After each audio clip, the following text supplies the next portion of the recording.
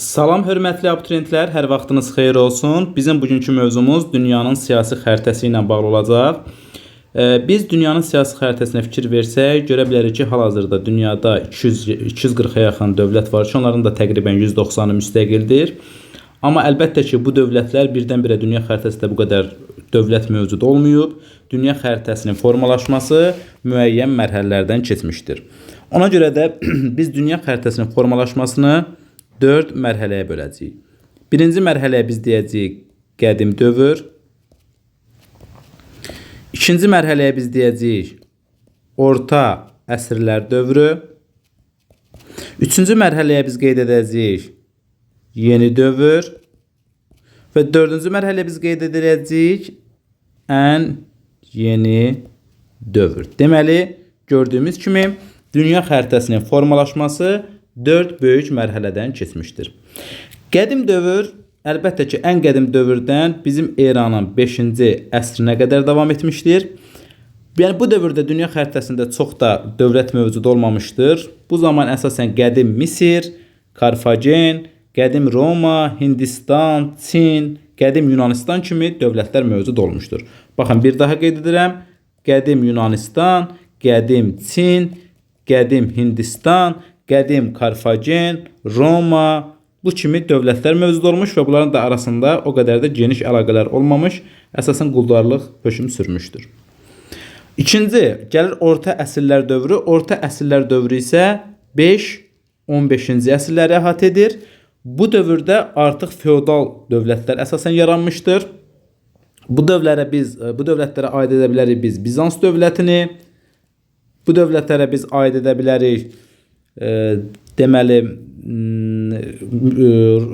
Portuqaliyanı, İspaniyanı, İngiltərəni, Osmanlı imperiyasını, Kiyev Rus dövlətini. Baxın, bu kimi qeyd etdiyimiz dövlətlər hər biri orta əsrlər dövründə yaranmış və bunlar arasında əlaqələr nisbətən genişlənmişdir və feodal münasibətləri özünü göstərmişdir. Üçüncü dövr biz deyəcəyik yeni dövr. Yeni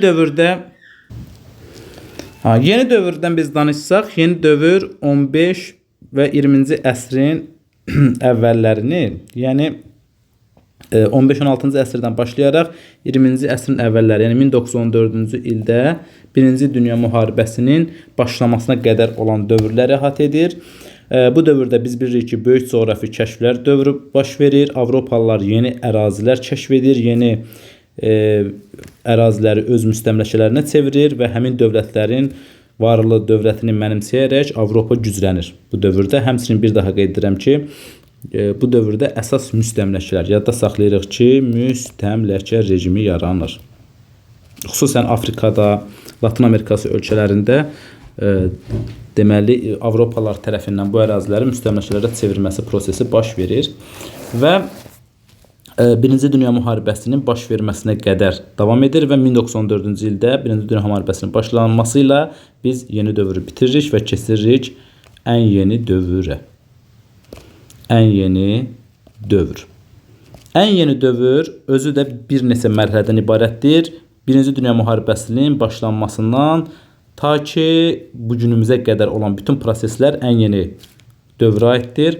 Ən yeni dövrü də biz bir neçə mərhələyə bölə bilərik. Birinci mərhələ, demək, 1-ci Dünya Müharibəsindən 40-cı illərə qədər, yəni 2-ci Dünya Müharibəsinə qədər olan dövrləri əhatə edir. Bu dövrdə nələr baş verib? Yadda saxlayaq ki, 1-ci Dünya Müharibəsi baş vermiş. Həmçinin Rusiyada Oktyabr inqilabı. Rusiya Oktyabr inqilabı, yəni bu dövr üçün ən əsas baş vermiş hadisələri biz bunlara aid edə bilərik. Deməli, ikinci mərhələ 1940-1950-ci illərdən ta ki 1960-cı illərə qədər olan dövrü əhatə edəcəkdir. Bu dövrdə də əsasən nə baş verir? 1939-cu ildə biz bilirik ki, 2-ci Dünya Müharibəsinin başlanması, daha sonra sosializm sisteminin yaranması, Almaniyanın bölünməsi və s. Baxın, bir daha qeyd edirəm. 1940-50-ci illərdən 1960-cı illərə qədər ən yeni dövrün ikinci mərhələsidir. Demək, burada 2-ci Dünya Müharibəsi baş vermiş, Almaniya bölünmüş və sosializm sistemi yaranmışdır. Ən yeni dövrün üçüncü mərhələsinə biz 1960-cı ildən hardasa 1980-ci illərə qədər olan dövrü aid edəcəyik. Yadda saxlayaq ki, bu dövrdə artıq müstəmləkə sisteminin dağılması. Müstəmləkə sisteminin dağılması ən yeni dövrdə baş verir 1960-80-ci illərdə. Bu dövrdə Afrikada, Asiyada olan müstəmləkələr dağılır və bu ərazilər müstəqillik əldə edirlər. Həmçinin SSR və Qərb ölkələri, Amerika, Avropa ölkələri arasında sürətlə silahlanma, həmçinin yadda saxlayaq ki, soyuq müharibənin baş verməsi. Soyuq müharibə demək aid olacaq 1960-80-ci illərə.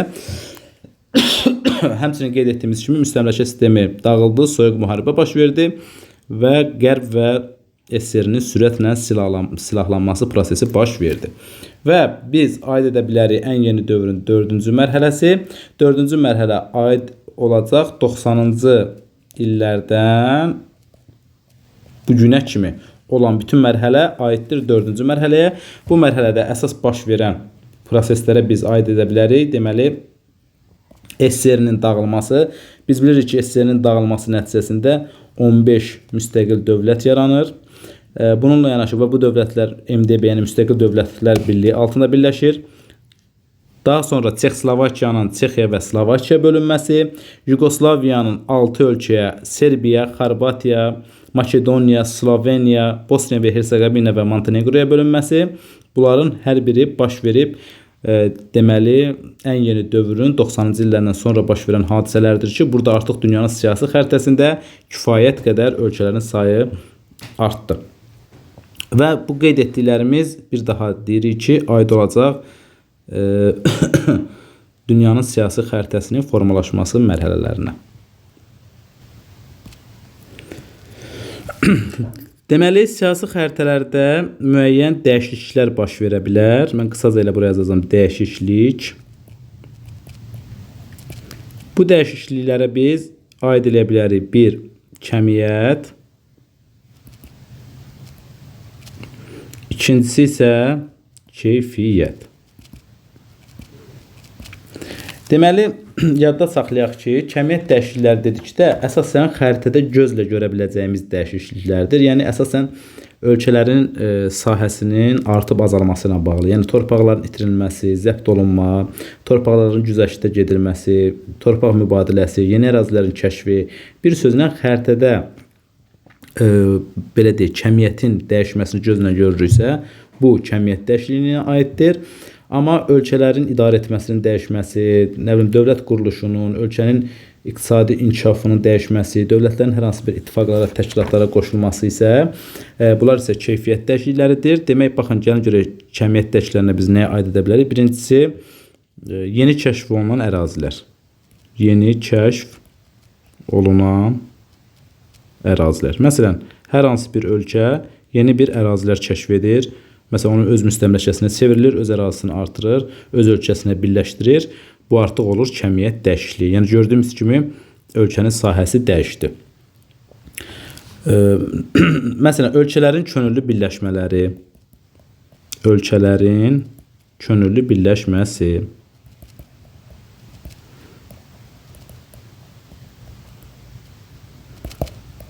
artıq ölkələr könüllü birləşirsə, bu da iki dövlət birləşdi, yəni ərazi dəyişikliyi fərqi oldu. Ona görə bu da kəmiyyət dəyişikliyidir. Müharibələr nəticəsində yeni ərazilərin itirilməsi və yaxud da qazanılması, yadda saxlayaq ki, bu da kəmiyyət dəyişikliyidir. Daha sonra ölkələrin könüllü torpaq güzəştləri, ölkələrin könüllü torpaq güzəştləri. Bir də ki, yadda saxlayaq polderlər. Polder nədir? Yəni, hər hansı bir ölkələr dənizləri, okeanları qurudaraq öz quru sahəsini artırırlar.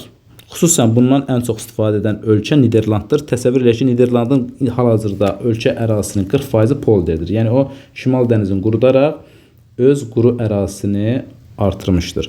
Ona görə də yadda saxlayaq, polderlər də əlbəttə ki, kəmiyyət dəyişikliklərinə aid olacaqdır.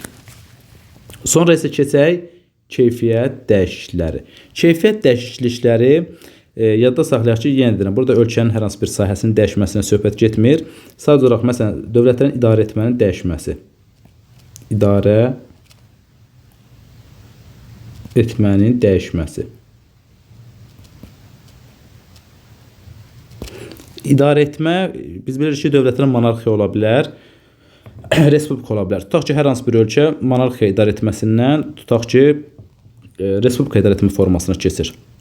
Və yaxud da ölkələrin inzibati ərazi quruluşunun dəyişməsi. Dövlət tutaq ki, federativdən unitar inzibati ərazi quruluşuna keçir. Yadda saxlayaq ki, bunlar keyfiyyət dəyişiklikləridir. Daha sonra dövlətin təşkilatlara, ittifaqlara qoşulması. Təşkilatlara, ittifaqlara qısa sözlə qoşulması. Yadda saxlayaq, bu da keyfiyyət dəyişikliyidir. Yəni burada dövlət hər hansı bir ittifaqlara, hər hansı bir təşkilatlara qoşulur və yaxud da ləğv edilir təşkilatlar. Bunlar və yaxud da təşkilatdan çıxır. Yadda saxlayaq ki, bunlar keyfiyyət dəyişikliyidir. Daha sonra ölkələrin iqtisadi, mədəni və sosial inkişafı. Məsələn, ölkə inkişaf etmiş ölkə, belə deyək, inkişaf etmiş ölkə statusu alır. Ölkələrin bir-birindən mədəni əlaqələri, siyasi, sosial münasibətləri formalaşırsa, yadda saxlayaq ki, bu da keyfiyyət dəyişikliyidir. Həmçinin qaynar nöqtələrin aradan qaldırması, müstəmləkələrin belə deyək, müstəqillik əldə etməsi, bunlar da əsasən keyfiyyət dəyişiklikləridir. Amma tutaq ki, hər hansı bir ərazinin, ölkənin müstəqilliyi əldə edirsə, bu əsasən həm kəmiyyət, həm də keyfiyyət dəyişikliyi ola bilər. Çünki burada həm yeni ərazi, yeni sahə, yeni ölkə sahəsi müəyyən olunur. Bu kəmiyyət dəyişikliyidir. Həm də ki, dövlətin özünə məxsus idarə etməsi, özünə məxsus inzibati ərazi quruluşu yarana bilər ki, bu da əlbəttə ki, keyfiyyət dəyişikliklərinə aid olacaq. Və yaxud da həmin müstəqil dövlət yeni təşkilatlara qoşula bilər və s. Bunlar da keyfiyyət dəyişikliklərinə aid olacaqdır. Deməli, bayaq da qeyd etdik ki, dünyada 230-240-a qədər ölkə var, dövlət var və bunlardan 194-ünün müstəqilliyi mövcuddur. Demək, dövlət dedikdə, dövlət ərazisi dedikdə nələr nəzərdə tutulur? Bunları qeyd eləyək. Dövlət ərazisi. Yadda saxlayaq, dövlət ərazisi dedikdə, yadda saxlayaq, quru və su sahəsi. Bu ölkənin ərazisinə aiddir. 2. Quru və su sahəsinin hava məkanı. Yəni, həm qurunun, həm də suyun üzərindəki hava məkanı dövlətə məxsusdur. 3. Yerin tərki. Yəni, həm suyun, həm də qurun altında olan yerin tərki olan təbii sərvətləri hər biri dövlətə məxsusdur və dövlət ərazisi hesab edilir. İndi gəlin, biz quru sahəsi əlbəttə ki, məlumdur. Biz əsasən baxaq su sahəsinə.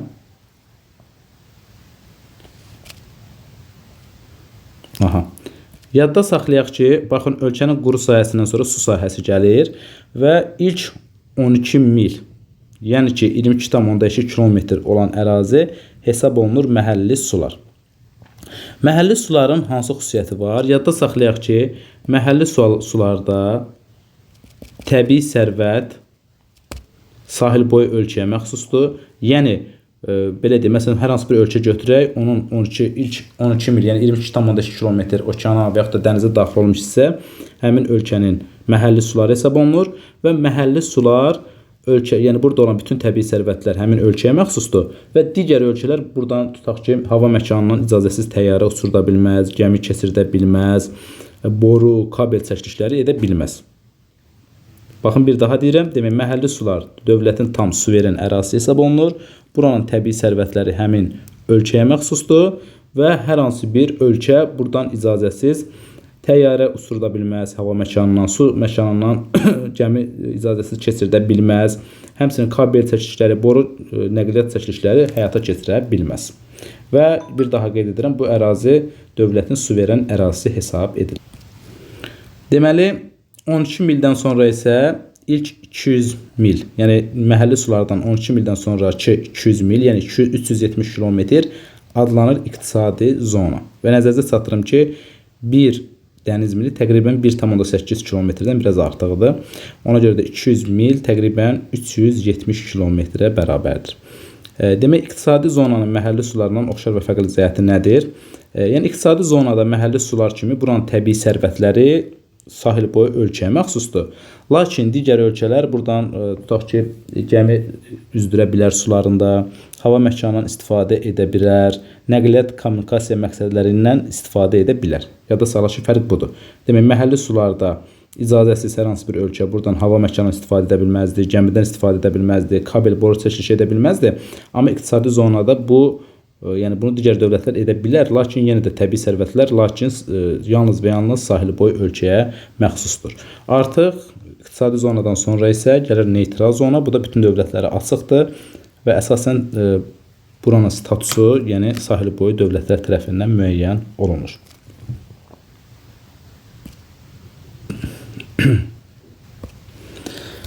İndi dövlətlərin mövqeyinə keçid etsək, yadda saxlayaq ki, dövlətlərin biz 3 cür mövqeyindən danışa bilərik. Birincisi, fiziki coğrafi mövqe. İkincisi, iqtisadi coğrafi mövqe. Üçüncüsü isə siyasi coğrafi mövqe. Demək, bir daha qeyd edirik. Dövlətlərin 3 cür mövqeyi ola bilər. Fiziki coğrafi mövqeyi ola bilər, iqtisadi coğrafi mövqeyi olar və siyasi coğrafi mövqeyi ola bilər. Ölkənin materik və okeanlara, dağ və düzənliklərə, digər təbii obyektlərə nəzərən mövqeyi onun fiziki coğrafi mövqeyidir. Məsələn, deyirəm ki, Azərbaycan Xəzər gölünün sahilində yerləşir. Azərbaycan ərazisində böyük Kiçik Qafqaz kimi, Talış dağları kimi nəhəng dağlar var, Kürəraz kimi ovalıq var. Yəni, bu kimi okeanlara çıxışı yoxdur. Bu kimi xüsusiyyətləri qeyd etməyimiz əlbəttə ki, o hər hansı bir ölkənin biz fiziki coğrafi mövqeyindən danışmış olarıq. İqtisadi coğrafi mövqeyi isə ölkənin iqtisadi inkişafına təsir edən təbii və iqtisadi amillərin məzmusudur. Yəni, ölkənin dünya okeanına çıxışının olub-olmaması, böyük nəqliyyat magistrallarına yaxın yerləşib-yerləşməməsi, ətrafında olan ölkələrin iqtisadi cəhətdən inkişaf edib-etməməsi, həmçinin faydalı qazıntılarla zəngin olub-olmaması. Baxın, bu kimi hallar ölkənin iqtisadi coğrafi mövqeyi müəyyən edir. Məsələn, yenə biz Azərbaycandan danışırıq. Qeyd edə bilərik ki, Azərbaycanın dünya okeanına çıxışı yoxdur. İqtisadi coğrafi mövqeyindən danışan zaman Azərbaycan şimal-cənub, şərq-qərb nəqliyyat qovşağının mərkəzində yerləşir. Azərbaycanda neft, qaz kimi təbii sərvətlər var. Dünya bazarına neft, qaz çıxarırıq, satırıq. Ölkəmizin iqtisadiyyatı, gəlirləri əsas təbii sərvətlər üzərində qurulub. Baxın, bu kimi fikirlər, ölkə haqqında bu cür iqtisadi məlumatların verilməsi onun iqtisadi coğrafi mövqeyi haqqında məlumatın verilməsidir. Üçüncüsü isə gəlir siyasi coğrafi mövqeyi, yəni ölkənin dövlətlər arası siyasi münasibətlər sistemindəki mövqeyi. Yəni, ölkənin digər ölkələrlə münasibəti necədir? İstər qonşuluq münasibəti, istər digər ölkələrlə diplomatik münasibətlərinin müəyyən olunması, onlar haqqında məlumatların verilməsi əlbəttə ki, siyasi coğrafi mövqeyinə aid olacaqdır.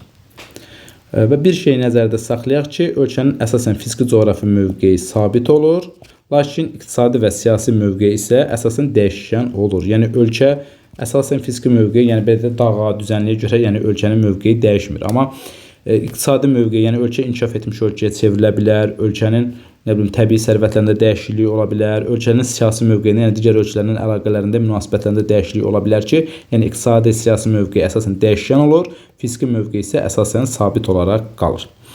Və ölkələrin geosiyasi mövqeyində də geosiyasi mövqe həm əsas amillər mövcuddur, həm də ikinci dərəcəli, yəni digər amillər mövcuddur. Yadda saxlayaq ki, ölkənin geosiyasi mövqeyində əsas amillərə aiddir ölkənin iqtisadi gücü. İqtisadi gücü əsasən ümumi daxili məhsulun miqdarına görə müəyyən olunur, ÜDM-ə görə. 2.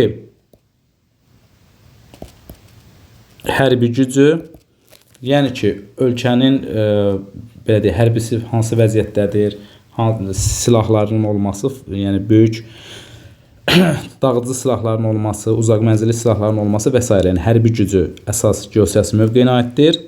Üçüncüsü isə təbii ehtiyatların, təbii sərvətlərin həcmi. Baxın, bu 3 amil aid olacaq ölkənin geosiyasi mövqeyinin əsas amillərinə. Bir daha qeyd edirəm, geosiyasi mövqeyin əsas amillərinə aid olacaq ölkənin iqtisadi gücü, hərbi gücü və təbii ehtiyatların həcmi. Deməli, digər amillərə isə aiddir. Siyasi təsir dairəsi, aiddir ölkə daxili sabitlik,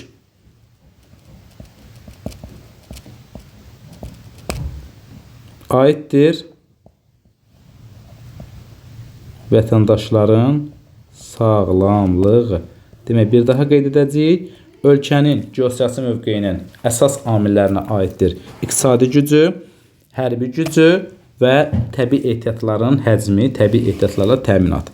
Digər amillərə isə aid olacaq siyasi təsir dairəsi, ölkə daxili sabitlik, bir də ki, vətəndaşların sağlamlığı. Həmçinin biz ölkənin mövqeyini müəyyən edən zaman onu mikro, mezo və makro mövqeyi müəyyən edə bilərik ki, mikro mövqeyi ölkənin qonşu ölkələrə nəzərən mövqeyidir. Qonşu ölkələrə, məsələn, ətrafında yerləşən ölkələrin nəzərən mövqeyi necədir? Bu onun mikro mövqeyidir. Mezo mövqeyi onun regionlar, yəni onun yerləşdiyi regiondakı ölkələrə nəzərən mövqeyi onun mezo mövqeyidir. Dünya ölkələrinə nəzərən mövqeyi isə ölkənin makro mövqeyinə aid olacaqdır.